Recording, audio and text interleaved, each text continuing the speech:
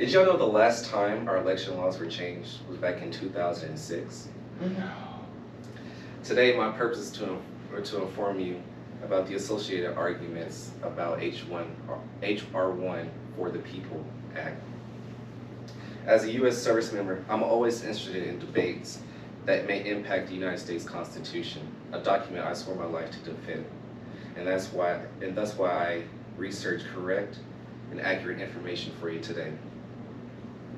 After today, you will have a little more information to help you decide whether to support or oppose the passing of H.R. 1.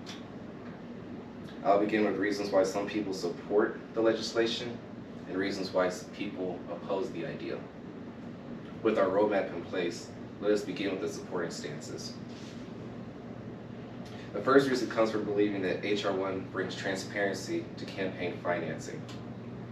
For example, according to the Congressional Digest 2019 article published by the Congressional Digest Corporation, an independent publication that features stories about Congress and the Supreme Court, this bill would require additional disclosure of campaign-related financing to voters about the corporations and special interest groups that donate to their candidates that they are going to vote for. A second reason comes from believing that H.R. 1 will help create a fair election.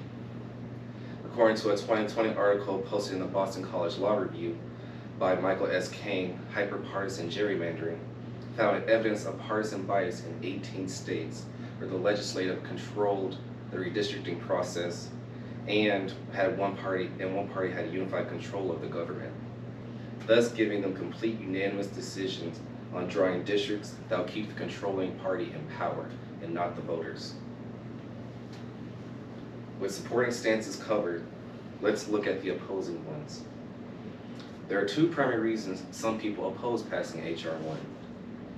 The first reason comes from believing H.R. 1 will violate the Constitution that states have the power to set its own election laws. According to attorney David B. Rivkins Jr. and senior political analysis Jason Sneed's June 2020 article, H.R. 1 would steamroll the Constitution. Congress would violate the election clause because it only has the rights to alter the time, place, and manner of holding elections. The second reason comes from believing that H.R. 1 would violate corporations' freedom of speech. According to a 2019 article, the Congressional Digest, in the court case Citizens United versus the Federal Elections Commission, permitted corporate and union independent spending to elect or defeat electoral candidates, thus giving corporations the freedom to express their interests by donations to their representatives. In closing, the different proponents of the bill are still being debated in Congress. Let's review what we've learned today.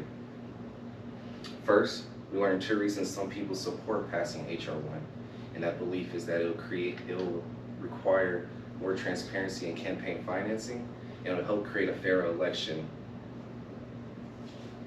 Second, we learned two reasons some people oppose passing H.R. 1. One of those beliefs is that it will violate states' authority to set its own election laws, and that it will violate corporations' freedom of speech. Thank you for listening, and after today, you should have a little more information to help you decide whether you support or oppose an update to our election process.